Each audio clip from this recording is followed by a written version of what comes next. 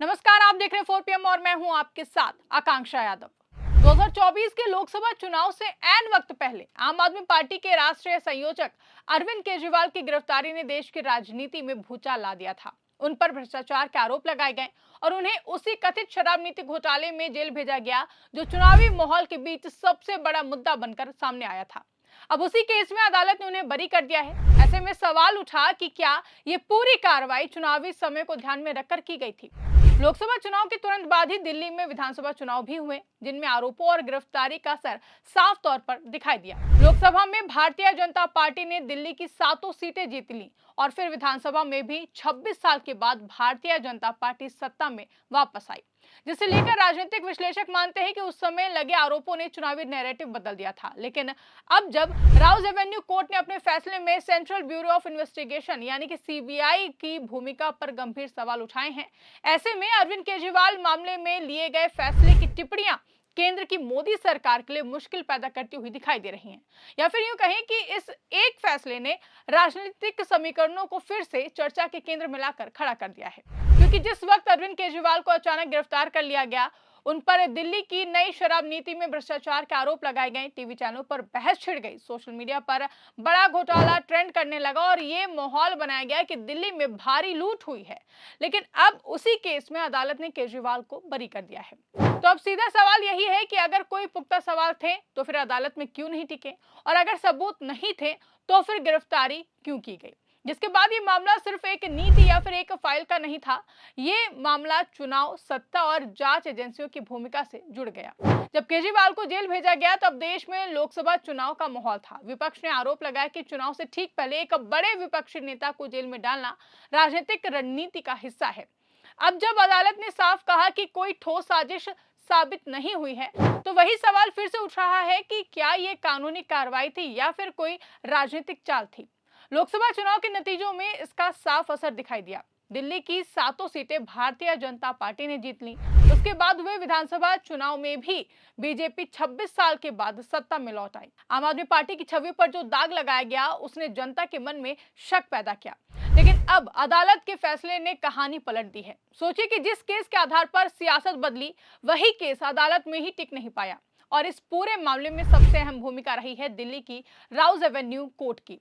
यहाँ के स्पेशल जज जितेंद्र सिंह ने कहा कि सीबीआई के आरोप पत्र में कई ऐसी कमियां हैं जिनका सबूतों से समर्थन नहीं मिलता है। उन्होंने आदेश पारित करते हुए कहा कि सीबीआई ने बिना किसी ठोस सामग्री के दोनों नेताओं को मामले में फंसाया है। उन्होंने चार्जशीट में कई खामियों की ओर इशारा करते हुए कहा कि उसमें लगाए गए आरोप किसी गवाह या बयान से समर्थित नहीं है। दोस्तों, स्पेशल जज जितेंद्र सिंह की ये टिप्पणी साधारण नहीं थी। इसने सीधे सीधे जांच प्रक्रिया और साथ ही साथ एजेंसियों की नीयत पर गंभीर सवाल खड़े कर दिए हैं। इस केस में मनीष सिसोदिया का नाम भी प्रमुखता से सामने आया है। उन्हें भी गिरफ्तार किया गया, महीनों जेल में रखा गया, लेकिन अदालत ने कहा कि पहली नजर में उनके खिलाफ ठोस मामला नहीं बनता है। लेकिन अगर शुरुआत से ही केस कमजोर था तो इतनी सख्त कार्रवाई क्यों की गई, यही सवाल अब सरकार से लगातार पूछा जा रहा है। आपको बता दें कि आखिर कौन है विशेष न्यायाधीश जितेंद्र सिंह। उनके बारे में अगर हम बात करें तो स्पेशल जज जितेंद्र सिंह दिल्ली कोर्ट के एक अनुभवी जज हैं। वो दिल्ली जुडिशियल सर्विस के एक सीनियर न्यायिक अधिकारी हैं। वो वर्तमान में नई दिल्ली के Rouse Avenue district court complex में स्पेशल जज पीसी एक्ट सीबीआई 1 के पद पर तैनात हैं। यहाँ पर वो भ्रष्टाचार निवारण अधिनियम से संबंधित मामलों को देखते हैं, खासतौर से सीबीआई द्वारा जांचे जाने वाले केसों की सुनवाई करते हैं। उन्होंने दिल्ली यूनिवर्सिटी से लॉ की डिग्री हासिल की है। अक्टूबर 2024 में उन्हें एडिशनल सेंसेस जज बनाया गया था। जितेंद्र सिंह ईमानदार और सख्त जज माने जाते हैं, जिन्होंने केजरीवाल और मनीष सिसोदिया से जुड़े मामले में सुनवाई करते हुए ये फैसला सुनाते हुए केंद्र सरकार और ईडी सीबीआई को सवालों के घेरे में खड़ा कर दिया है।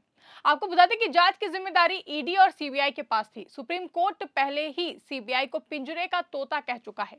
ये टिप्पणी सालों पुरानी है, लेकिन इस फैसले के बाद फिर से टिप्पणी एक बार फिर से चर्चा में आ गई है, क्योंकि जब निचली अदालत भी कहे कि आरोप सबूतों के अभाव में गिर गए हैं, तो एजेंसियों की निष्पक्षता पर सवाल उठना लाजमी है। आम आदमी पार्टी का आरोप है कि मोदी सरकार ने एजेंसियों का इस्तेमाल राजनीतिक हथियार की तरह किया है। पार्टी का कहना है कि जो भी नेता केंद्र सरकार के खिलाफ आवाज उठाता है, उसके खिलाफ अचानक जांच शुरू हो जाती है। पहले आरोप लगाए जाते हैं, फिर गिरफ्तारी होती है और फिर मीडिया ट्रायल चलता है। चुनाव के दौरान जनता के सामने एक छवि बना दी जाती है कि विपक्षी नेता भ्रष्ट है। अदालत में सालों बाद सच सामने आता है, लेकिन तब तक राजनीतिक नुकसान पूरी तरीके से हो चुका होता है।